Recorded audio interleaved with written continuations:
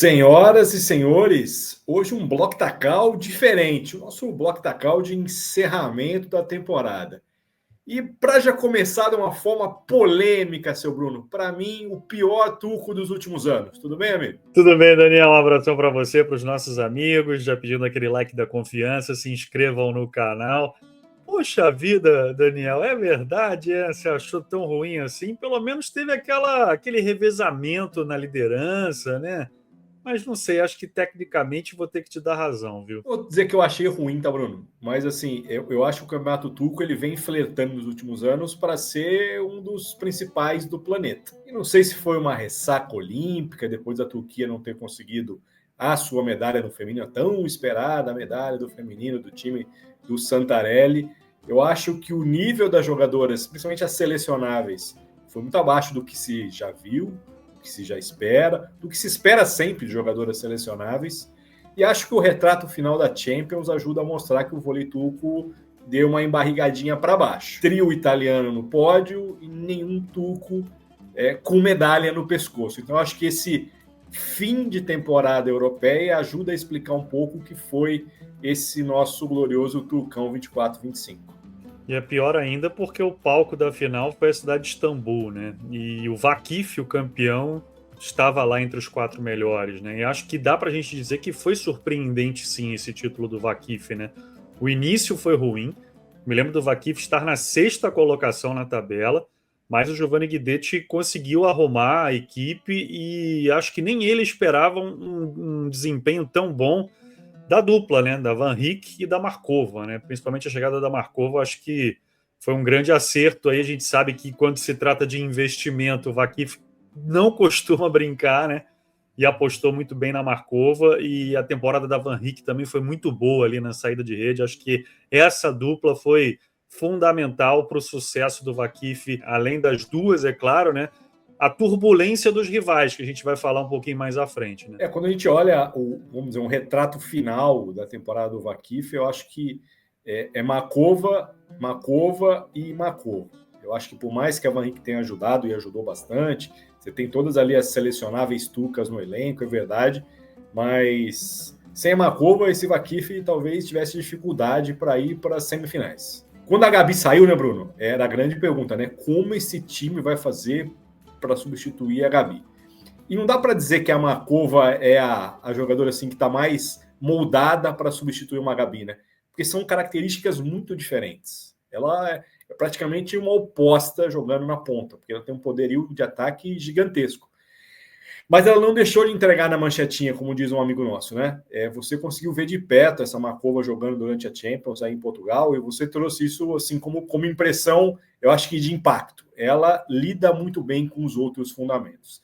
Como ela sempre aparece como uma apontadora, eu acho que às vezes fica ali um pouco esquecido ou ignorado que ela tem técnica para fazer tudo bem. Então, para mim, a temporada do Vakif vai ser comemorada pelo título, mas vai ser ainda mais comemorada por ter a Markova nesse elenco para poder ser essa jogadora que vai ter uma continuidade numa posição que é chave para a montagem de qualquer time vencedor. E vou fazer uma provocação aqui aos nossos amigos. Deixa aqui nos comentários. Tiansu Osbai é a melhor jogadora do torneio. O que vocês acharam aí? Queremos ver a opinião, queremos ler a opinião de vocês. Então deixem aqui nos comentários. E aí, passando para o Fener, né, Daniel? Acho que é a grande decepção da temporada, né? Porque bate na trave mais uma vez na Champions, né? Não fica nem entre os 4 melhores, foi eliminado pelo Vakif, né? E acho que, pegando carona no teu comentário inicial, né, sobre o desempenho das selecionáveis, a gente pode incluir a Vargas, né? Não foi a mesma Vargas que a gente já viu em outras edições, né?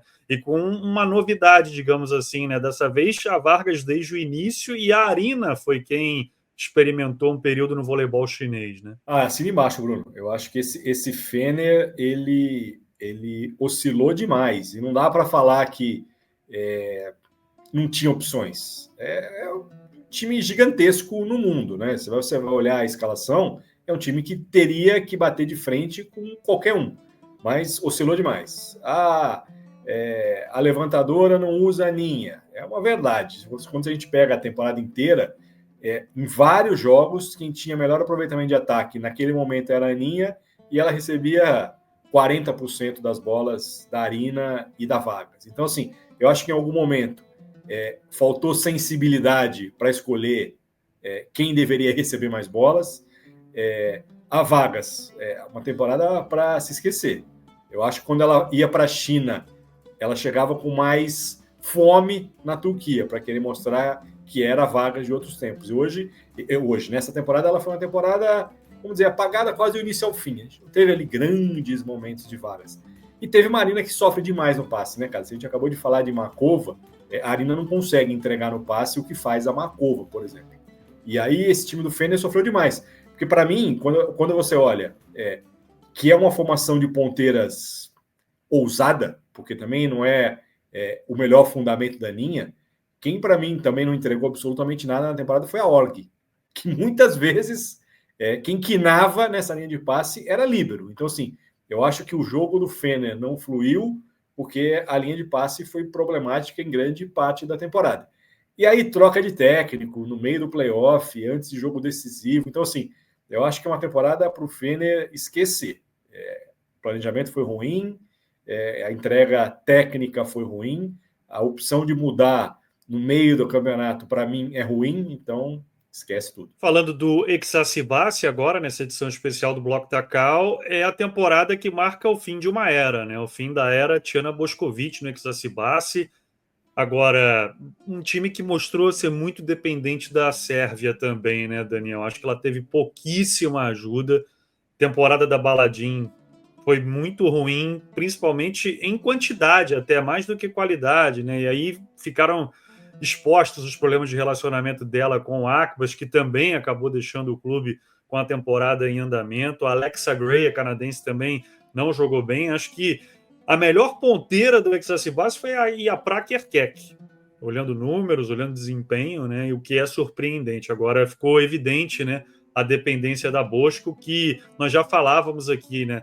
Também apresentou um declínio, é uma jogadora fora de série, mas que estava precisando respirar novos ares, né? Fim da era Baladin também, né? Jogadora muito identificada, né? Não segue o Exacibase para a próxima temporada. Mas, assim, outro time que não deu liga. Não deu liga.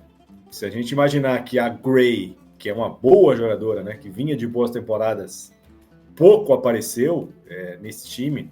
Stevanovic também sumida, desaparecida no banco. Então, assim, não funcionou. Eu acho que você olha para a montagem de elenco e talvez para o que esse time poderia entregar foi muito abaixo. E aí, quando a gente faz esse recorte, né, acabamos de falar que o Fener trocou de técnico, o Exacibase trocou de técnico, aí daqui a pouco a gente vai falar que Galatasaray trocou de técnico, o THY trocou de técnico. Então, assim, um campeonato turco estranho, um campeonato turco que não conseguiu, fora o Guidetti, que está lá há 20 anos, o restante fez mudanças com o barco já andando. Então, acho que ajuda a explicar um pouco porque esse Turcão foi abaixo do que pelo menos eu esperava. Já que você falou de THY, é tema obrigatório aqui desse episódio especial também, né? Com saída do Zé naquele episódio envolvendo também a Nery Manossoy, né?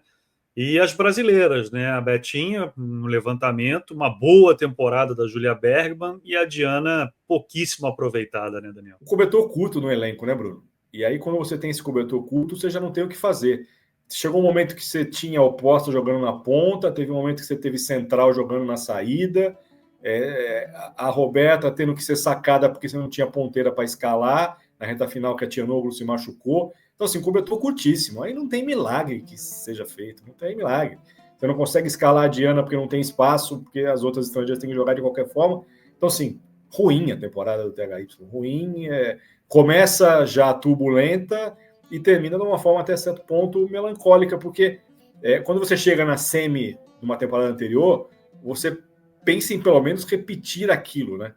E durante toda a temporada foi um time que oscilou demais, sofrendo por conta de um elenco ali que não tinha para onde correr. Técnico, quem fosse, chegasse naquele elenco, ia sofrer com montagem do time, porque você não tinha peças de reposição turcas para poder fazer com que as estrangeiras jogassem. E aí fica muito complicado. Para a gente não encerrar no limão, né, Daniel? Vamos falar de dois times que foram muito legais da gente acompanhar na temporada, né?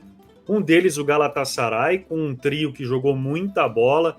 a Carotazo na saída de rede e as duas ponteiras, né? Aí o Kim Aydin e também a Dangubic ou a Lazovic, foi um time que funcionou muito bem. Funcionou. Para mim, é a grande surpresa positiva da temporada. E já se fala ano que vem no investimento de alguns milhões de euros para ir além do que foi essa semifinal. E olha, eu não me surpreenderia se eu tivesse visto o Galatasaray na final, porque estava jogando um vôlei redondinho. Para mim, a Aydin, aí o Kim Aydin, foi o grande nome turco dessa competição. Se tivesse que escolher alguém e falasse assim, jogadora turca que se destacou. Para mim, foi ela mais do que Erkek, na minha modesta opinião.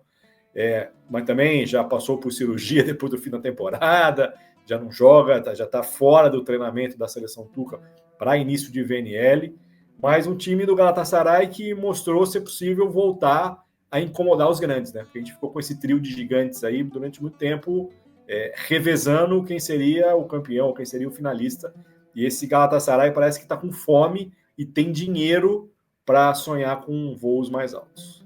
Eu concordo com a sua análise com relação a Aydin, realmente jogou muita bola, mais bola que a Erkek até.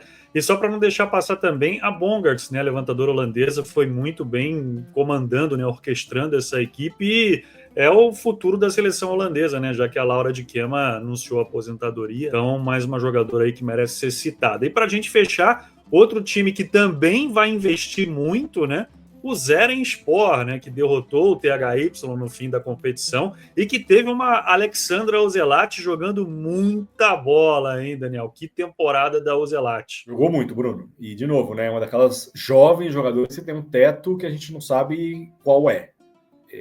E esse time, na verdade, esse projeto novo tem muito dinheiro, cara. Tanto que termina a Champions com o presidente da Federação Turca garantindo que esse Zeren vai jogar a Champions da próxima temporada. Então, assim, vai ali, não sei se rolar um convite, qual é o que acontece. Eu acho que, assim, quando você começa a não privilegiar o resultado em quadra para definir quem vai jogar campeonato, eu acho sempre preocupante. Eu acho que se a regra é, você tem 3 vagas, são os 3 primeiros, são os 3 primeiros. Quando começa a aparecer vaga extra, e essa vaga extra não é dada para quem garantiu em quadra, eu já começo a me preocupar. Mas é um time com dinheiro, quer fazer barulho na Turquia, é um time que promete investir mais do que investiu nessa temporada. Vamos ver até onde pode ir. Eu acho que ele, quando formou o elenco ali, Malinov, Mihailovic, são jogadoras que têm espaço em outros mercados grandes do planeta. Então mostrou ali que queria chegar. Em 5º lugar, eu acho que tá bom por uma temporada de estreia.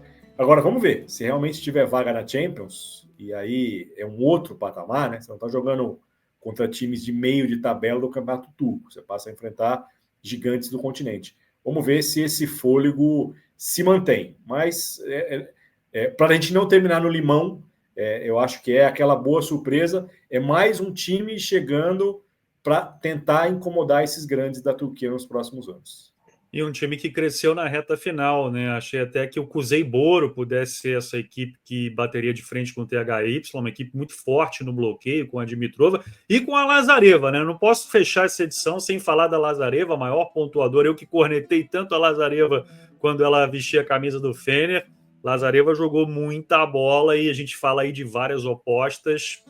Grande temporada da Lazareva. Na saída de rede, é um nome que merece ser citado. E aí, né, Bruno, só para a gente encerrar falando do time que a gente já falou. A Lazareva, durante muito tempo, ela acabava sendo reserva no Fener. Na verdade, ela jogava a grande parte da temporada, depois ela ia para o banco quando chegava vagas. E esse ano a Stizek, né, cara? Que assim, é um desperdício.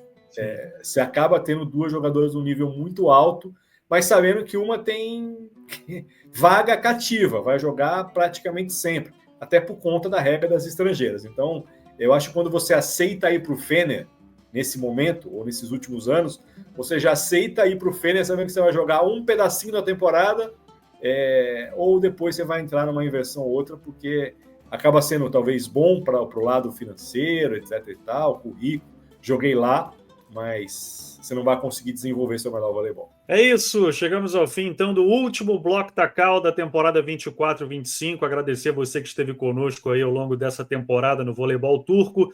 Não se esqueçam do like, se inscrevam no canal. e até a próxima. Valeu, Daniel, pela companhia. Abração para você. Valeu, Bruno. Fim da temporada turca. Eu que agradeço a você por ter tocado esse barquinho durante toda a temporada aqui. E espero que os turcos deixem o like, né? Agora chegando na temporada de seleções, os turcos deixam de ser muito amigos nossos aqui, eles passam a ser haters. Mas, turcos, obrigado pela audiência de vocês também durante toda essa temporada. Aquele abraço.